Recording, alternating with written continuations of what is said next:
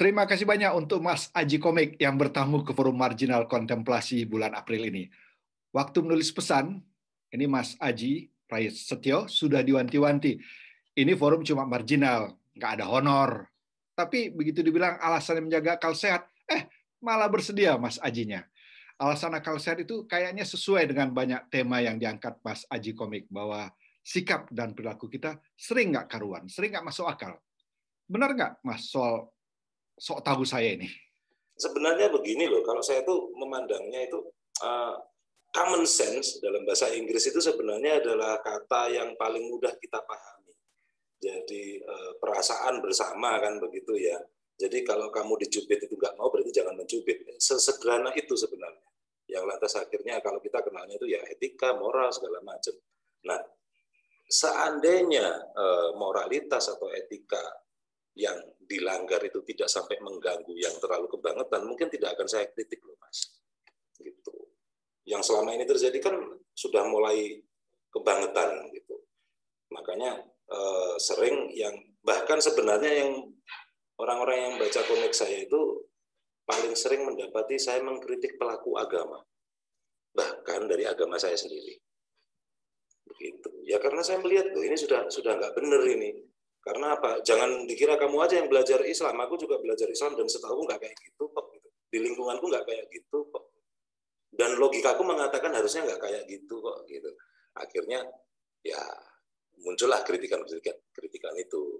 Gitu cerita. Tapi dalam kasus Mas Haji, mungkin saya lihat bukan hanya soal agama saja. Kadang-kadang Mas Haji juga misalnya yang menjual gagasan kiri gitu. Atau ada orang yang cuma baca Karl Marx langsung ditangkap. Itu kan juga melanggar akal sehat kan. Kembali sok tahu lagi nih. Iya, terutama komik saya yang berjudul Mari Kita Jualan Gagasan Kiri itu. Itu sebenarnya rasa kaget saya karena seorang kawan yang setahu saya dulu adalah agen propaganda gagasan kiri waktu dia kuliah. Dan dia banyak sekali penganutnya, pengikutnya gitu ya, yang akhirnya ikut-ikutan berpikir kiri dan ikut gerakan-gerakan, ikut demo karena terinspirasi orang ini. Lantas ternyata dia pada saat selesai kuliah malah jadi agen kapitalis. Dia jadi sales mobil dan sales terbaik lagi gitu. Dia melakukan apapun supaya mobil perusahaannya terjual dengan sebanyak mungkin. Nah, ini kan berarti mengkhianati apa yang dia yakini kemarin-kemarin. Saya itu antara lain suka, karena mungkin saya wartawan kali Mas ya, saya suka yang stasiun TV punya mbahmu. Nah, ini kan tentang pemilik yang suka-suka sendiri, pemilik stasiun TV. Ini pemicunya apa ini, Mas? Waktu saya bikin komik itu, beberapa stasiun televisi, itu pemiliknya memang lagi mencalonkan diri jadi presiden. Jadi TV-nya dia pakai untuk mempromosikan parpolnya, figurnya, gitu. Nah, saya pikir, wah ini nggak benar ini, gitu. Saat kita lagi sibuk menertibkan poster-poster yang melanggar ya, poster caleg, poster capres yang melanggar aturan yang di tempat publik, ternyata di frekuensi milik publik juga dilanggar, tapi tidak terjangkau oleh penertiban. Nah, jadi dari situlah muncul gagasan bikin komik itu. Banyak juga komik Mas Aji tentang sejarah Indonesia atau tentang kerajaan-kerajaan. Nah, apakah komik sejarah itu masih diteruskan atau mungkin sekarang sudah lebih kepada soal-soal sosial yang ada di sekitar kita? Masih akan saya teruskan. Saking aja sekarang jeda dulu gitu. Saya garap tema yang lain. Karena menurut saya penting untuk belajar sejarah itu. Gitu. Jadi yang paling penting dari belajar sejarah adalah akhirnya kita paham bahwa leluhur kita dulu adalah kosmopolit. Mereka biasa berhubungan dengan bangsa-bangsa lain. Teknologi mereka canggih, pemikiran mereka maju. Nah, itu terbukti dari jejak-jejak sejarah. Gitu. Nah, lantas karena kepentingan politik masing-masing raja-raja kecil ini saling bersaing, dan bertepatan saat itu orang-orang Eropa datang, nah disinilah kehancuran kita. Jadi peradaban kita yang tinggi, pemikiran kita yang tinggi, itu semua akhirnya anjlok, jatuh, runtuh karena kepentingan politik, gitu, politik praktis. raja rebutan tahta dengan anak segala macam, pemberontakan bla bla bla, memanfaatkan kekuatan lain untuk minta dukungan supaya menang, menjanjikan nanti bolehlah dapat keistimewaan dalam perdagangan gini-gini. Nah, akhirnya kita jatuh. Kita bangsa yang besar, tapi akhirnya kita jatuh. Kita menjadi bangsa yang bermental Buddha. Kita lihat orang bule minder, itu kan mental rendah, inferior gitu. Bung Karno dulu melawan prinsip itu, mental itu dilawan gitu. Bung Karno ingin bangsa kita ini pede di mata dunia, harus berkontribusi untuk dunia. Nah, jadi ada masa di mana bangsa kita itu memang dipecut sama pemimpinnya untuk percaya diri, untuk bisa berkontribusi terhadap dunia, sampai kayak gitu. Tapi setelah itu bangsa kita dicetak menjadi bangsa jongos. Melihat bule, minder, merasa diri rendah. Nah, maka belajar dari sejarah, kita sepertinya ya, harusnya kita bisa bangkit lagi, menjadi superior seperti leluhur kita. Dan pelajarilah kenapa leluhur kita dulu anjlok, gitu, runtuh. Wah, kepentingan bangsa lain ikut dibawa masuk segala macam, bukankah ini juga ancaman di masa depan? Kalau dulu orang Eropa datang dari puluhan ribu kilometer menuju ke sini karena menginginkan rempah-rempah, karena mereka memang nggak punya, mereka nggak bisa nanam juga, tapi mereka butuh. Mereka akhirnya lari ke sini dan berusaha menguasai kita. Lah, emang sekarang tidak ada ancaman selain rempah gitu. Bagaimana dengan sumber daya yang lain? Gitu. Kita juga sedang diancam. Justru gara-gara kita saking kayanya, kita terancam. Maka kita harus belajar dari leluhur kita. Belajar dari kesalahannya juga, supaya kita tidak mengulang lagi. Kira-kira begitu, Bung Liston. Siapa sasaran Mas Aji yang paling dituju dan bagaimana respon mereka, Mas? Sasaran saya itu pastilah kaum muda. Itu karena kita harus potong generasi, Bang. Perubahan baru bisa terjadi di tangan kaum muda. Gitu. Cuma memang karena mungkin gaya berkomik saya yang kayak gitu, dengan berbagai kekurangannya, untuk kaum yang terlalu muda, anak-anak remaja gitu, kurang tersentuh. Mereka mungkin masih kurang tertarik. Kalau saya lihat di statistik, pembaca komik saya rata-rata dimulai dari umur 20-an, 25 gitu sampai 40-an. Gitu, yang paling banyak. Gitu. Tapi sebenarnya yang ingin saya kuatkan, yang saya ingin bagikan itu adalah kepada kaum muda. Karena mereka nanti yang akan melakukan perubahan saat waktunya tiba nanti. Maka kita perlu bekali dengan kesadaran-kesadaran. Kalau yang usia-usia seumuran kita atau bahkan yang lebih tua itu mending dilupakan lah gitu. Mereka sebentar lagi sudah selesai gitu jatahnya, ya kan? Begitu kira-kira, Bang. Udah mau lewat lah ya.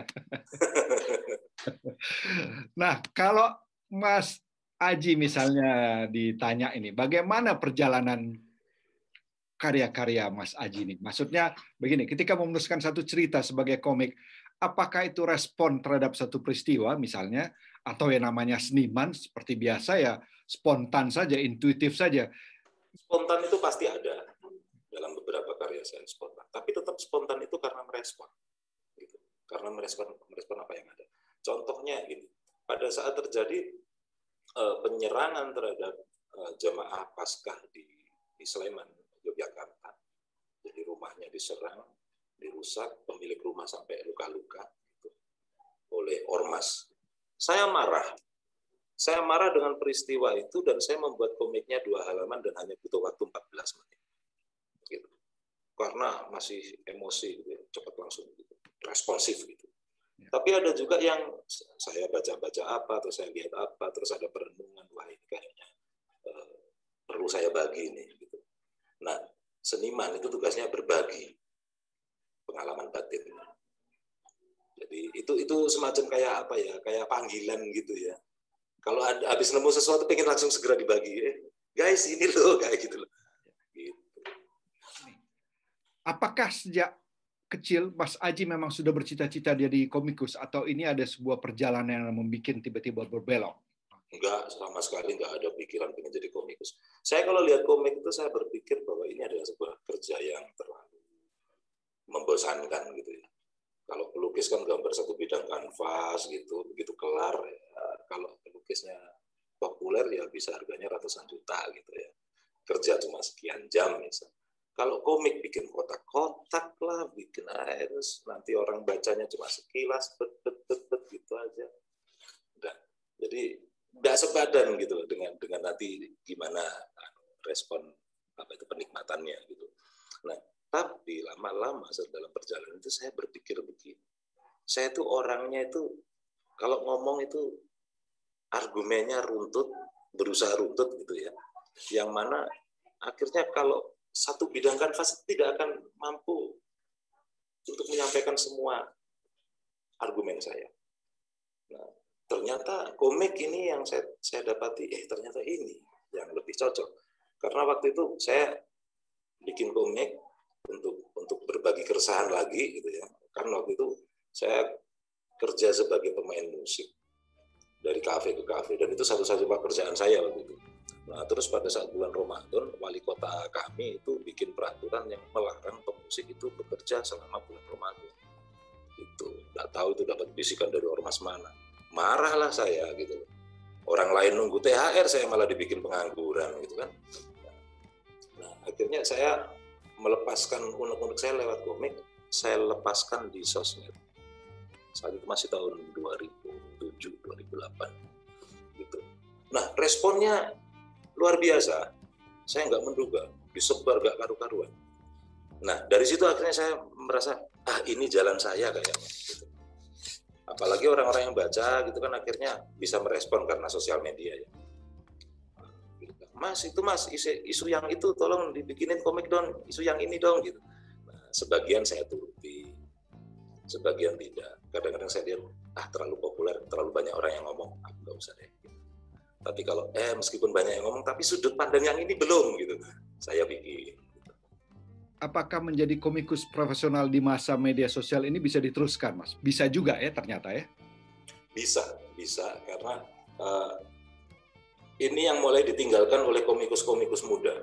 Setelah komikus-komikus lama kita mulai hilang satu persatu, dunia komik kita itu didominasi komik-komik impor. Nah, para komikus muda di sini itu berlomba-lomba bikin gambar yang sebagus mungkin supaya bisa dikontrak sama perusahaan asing. Akhirnya banyak komikus kita yang bekerja di Marvel, DC Comics kayak gitu. Ya, mereka memang kualitas gambarnya memang memenuhi syarat untuk dipakai sama perusahaan internasional itu. Gitu.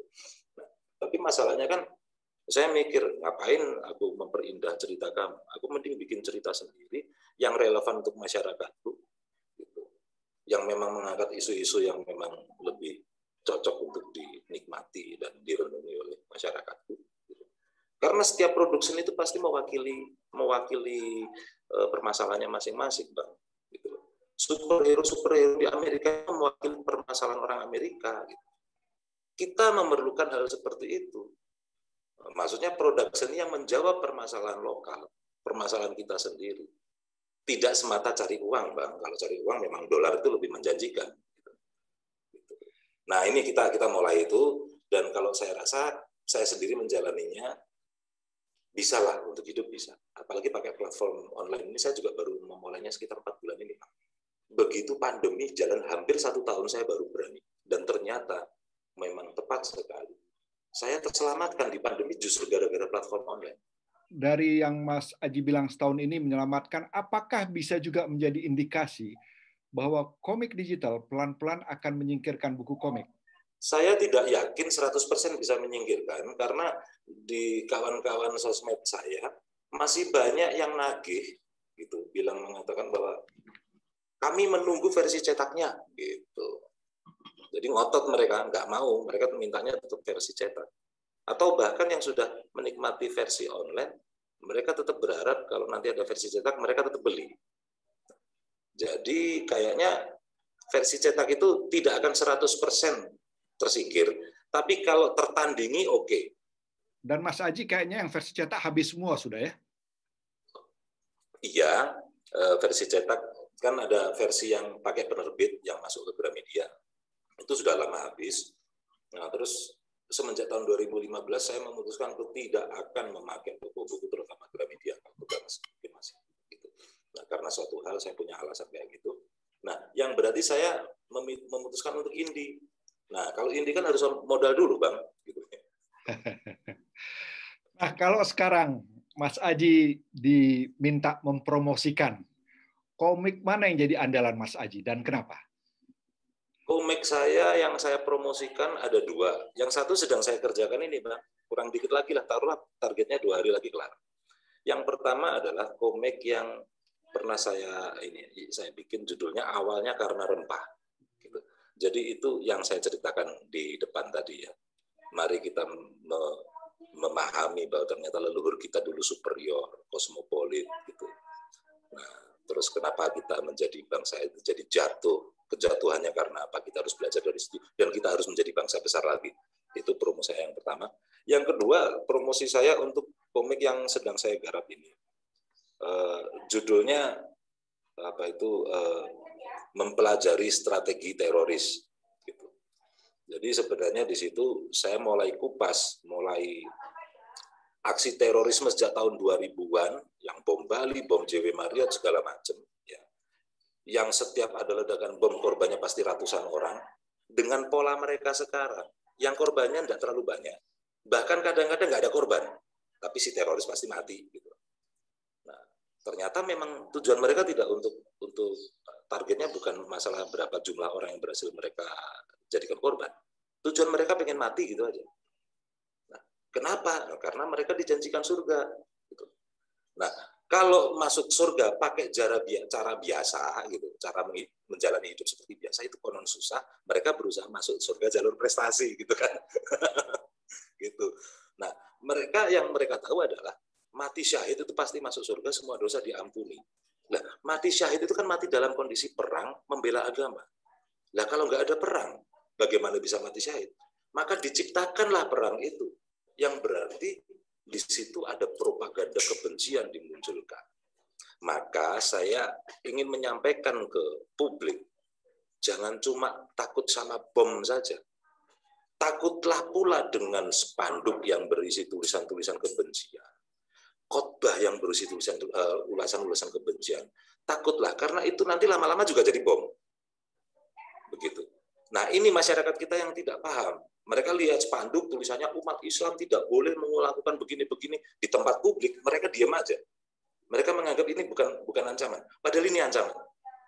Semua hal kebencian di tempat publik itu ancaman.